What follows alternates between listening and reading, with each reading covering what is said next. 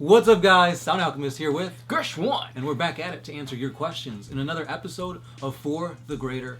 Now, this is a video series where we answer the questions left by you, the viewer. So if you have a question of Warhammer 40K, please comment down below. Put question in front of your question, because we get to those first. It's easier for us to filter through all the comments, concerns that you guys leave behind. Right, and just before we start, line up your shot glasses because we are playing the 40K drinking game.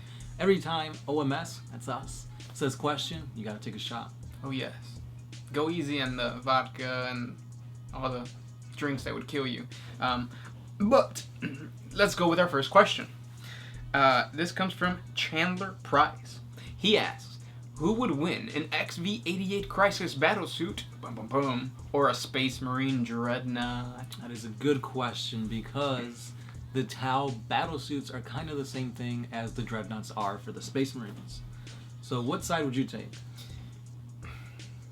It's very difficult, but I believe that the Dreadnought is a lot more durable than a battlesuit. That's a good rebuttal, but I feel like the battlesuit has more mobility. He's got more armament options, and overall, I think they got more training. So you're just saying speed beats brute force? I think so. I could see that, yeah. I mean, if they get caught in close combat, like it's done. Right. Yeah. But yeah, I could see that if it was like a squad of 100 Dreadnoughts and 100 battlesuits. Well, I guess it depends more on the scenario, not so much the actual numbers, right? And it also depends on what they're armed with. So, like, for example, if you've got the, let's say you're doing a Contemptor Dreadnoughts, those are supposed to be better built and better... Faster than an actual regular Dreadnought. So, it all depends. But, okay, so let's break it down from your regular XV-88. Just a standard Crisis suit. And then you have your standard Dreadnought old model. So not the new one that came out or whatever, or a Contemptor. Between those two, I can see that the XV-88 would win over the Dreadnought more times than the Dreadnought would win. I wouldn't say that, like, hands down, the XV-88 would always win, but I do think that statistically they would win most of the time. But then if you jump it up to that new thing that came out, I feel like that one's a little more posable, movable. So I do feel like that could beat the... Right. Well, anyway, if you're thinking about it that way, yeah, because I believe it's got a better weapon skill. It hits more often than the Tau does. So gameplay-wise, it's, the Dreadnought. Now the Contemptor, like you said, the Contemptors are built for faster speed and whatnot. Yeah. But then if you're dealing with any of the Contemptors with like the rockets and all that kind of stuff, even though that's a lot of firepower, I think the XV-88 speed beats firepower. Because also they've got that jump, shoot, and jump. So basically you can get in there, shoot them, jump back. I'm not sure if you can do that in 8th edition. Let us know. Yeah. But there you go. Next question. This question is by R. Rod. What is the difference between Warhammer 40K, 30K, Age of Sigmar, and Fantasy? Are they all the same lore? Well, have you ever seen anybody play them at the same time? Because if you haven't, then maybe they're all the same game. Yeah. But no, so basically it's Warhammer Fantasy, which happened in a world, right? Mm-hmm. And then that world was destroyed for some reason, right? And Age of Sigmar happened, and Age of Sigmar is a completely different universe than the fantasy universe. It was built off of the destruction of fantasy, but at the same time, nothing like fantasy. Right, it's very convoluted. Yeah. It's basically GW's way of saying fantasy wasn't doing so well, so let's give them this. And Age of Sigmar, the lore itself is pretty shitty. Yeah, it makes no sense. Well, some of it doesn't make sense. Yeah. Yeah. And then you have completely separate is Warhammer 40K. Well, first Warhammer 30K, because 30K represents the time frame. Right. So in the 31st millennium, and then the 41st millennium is 40K. So everything that you see in Forge World is all mostly 30K when you're dealing with the Horus Heresy, and then 40K is usually GW. Right. Hope that helps. Next question comes from your local Inquisitor. Oh, he's paying us a visit. Let's see what he asks. If Warhammer 40K were to be made into a TV show or movie, what are the chances it would be corrupted by SJW and feminism? or has Games Workshop made sure that doesn't happen? That's a very, very ridiculous question. Well, first of all, in order for something like this to actually happen, GW would have to give the rights, or at least share some of the rights with like a big studio or something like that. And if you look at studios, look at Marvel. What does Marvel really benefit from the Marvel movies? Number one, box office sales, right? Because everybody knows Warhammer, or everybody knows comic books. Right. So it's something that everybody can enjoy. But number two, there are merchandise. You go any store, you can go to Walmart, Target, Sears, whatever, you're gonna find Marvel toys, clothes from the cinematic universe. Right. So translate that over to GW. How many people know about Warhammer 40K? Not that many. Right. So it's nowhere near like comic books. So instantly, GW, if they were to give that off to a studio company, the studio company has to think, well, what can we do to make this more profitable for you know, the average or for us, to the average consumer. And then secondly, let's build, you know, merchandise and whatnot off of that. GW has a strong hold on that IP because of the merchandise, right? Because of the board game. They do give it off to like the card game and stuff like that. Yep. But you're not. I don't think or there is no like opposable action Space Marines or anything like that. No, there's no action figures. So yeah. The only thing to kind of give you guys an idea is look at Warcraft. Warcraft put out a movie. A lot of people saw it, but it wasn't to that, I guess, to that standard, you know. Yeah. So if they do something like this for Warhammer, it'd probably follow along the same lines as Warcraft, maybe a little lower. Because I feel like World of Warcraft has more of a following than 40K. And let's be honest, like, because you asked this question, you're probably one of those people who, regardless of what would come out of Warhammer 40 or of a movie of Warhammer 40K, you would bitch about it. Because there's that audience, or there's that part of that audience that's always there. Like, oh, these orcs are so unproportionate. This orc has a beard. He's not supposed to have a beard. Yeah. So there's always something to complain about. Right. And we're always going to have that group. You're never going to satisfy everybody. Right. And you're never going to get a 100% like what Warhammer's supposed to be. Unless you check out the Inquisitor fan-made film. I think that's going to... That looks really badass. It blows everything else out of the water. So really support your fan-made things. So go to the...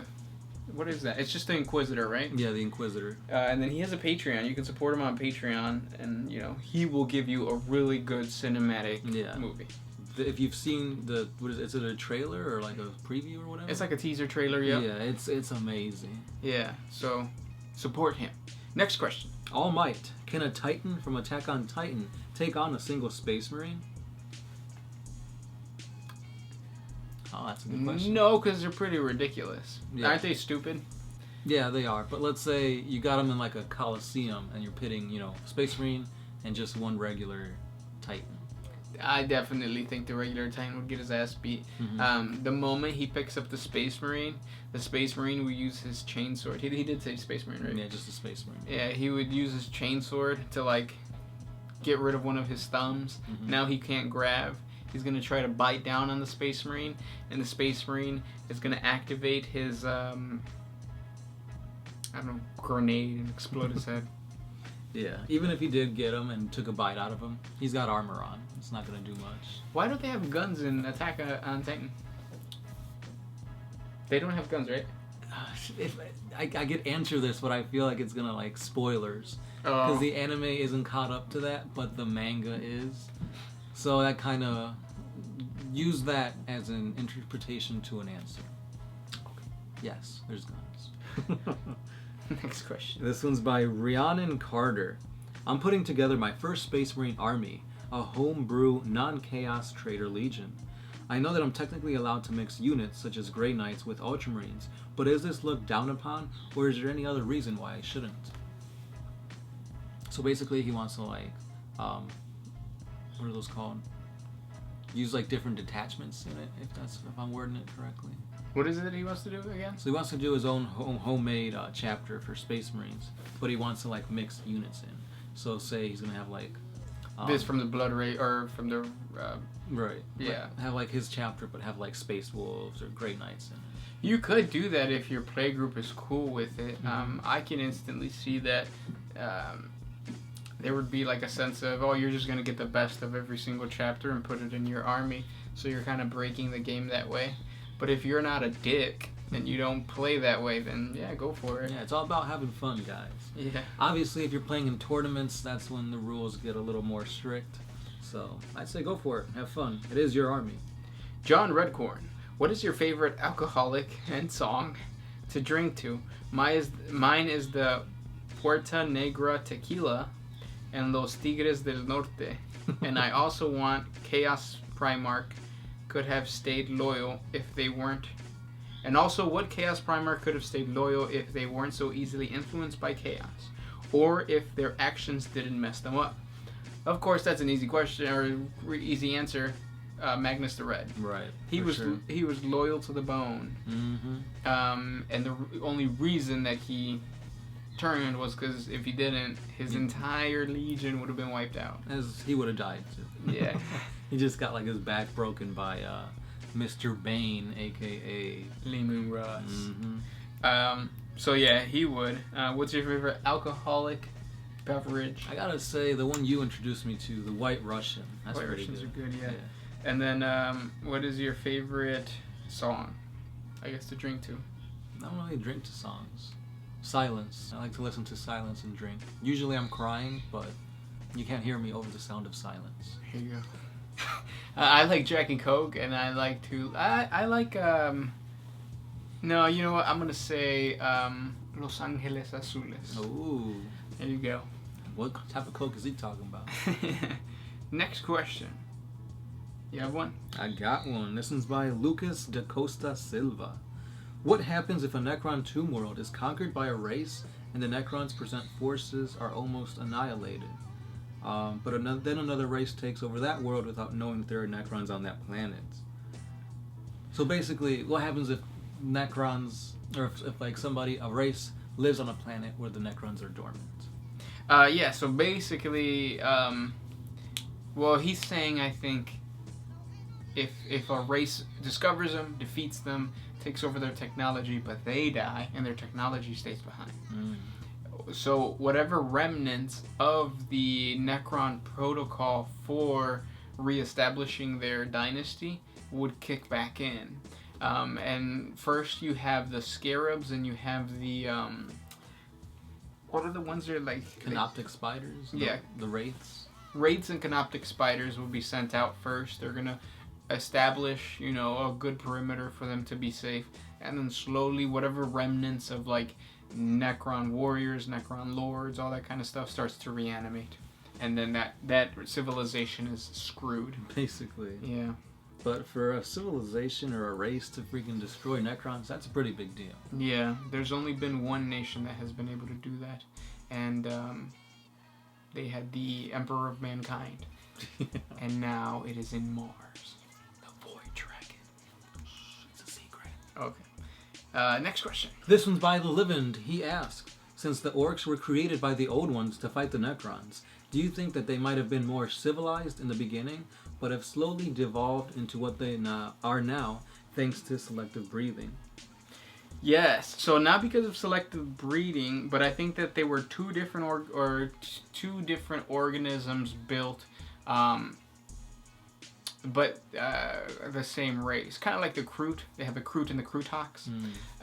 You had the Brain Boys, and you had the regular Orcs, or Krorks. But basically the Krorks were much stronger, and they were very difficult to maintain the control over. So they, of course, attacked the Brain Boys, and the Brain Boys are all gone.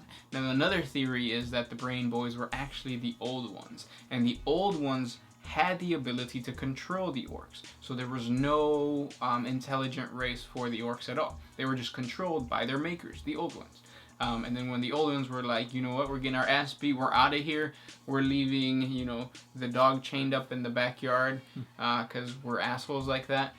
Well, those Orcs broke the chain, and now they're plaguing the entire galaxy, and now you see a bunch of stray dogs.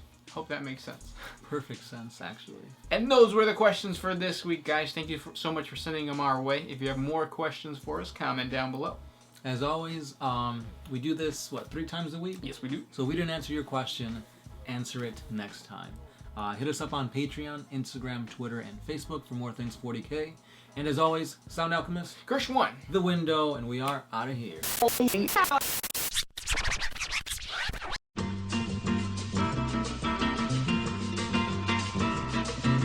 Cara de palhaço, nothing but a fool. Cara de gaiato, nothing but a fool. Cara de palhaço, pinta de palhaço até o fim. Nothing but a fool, nothing but a fool, nothing but a fool.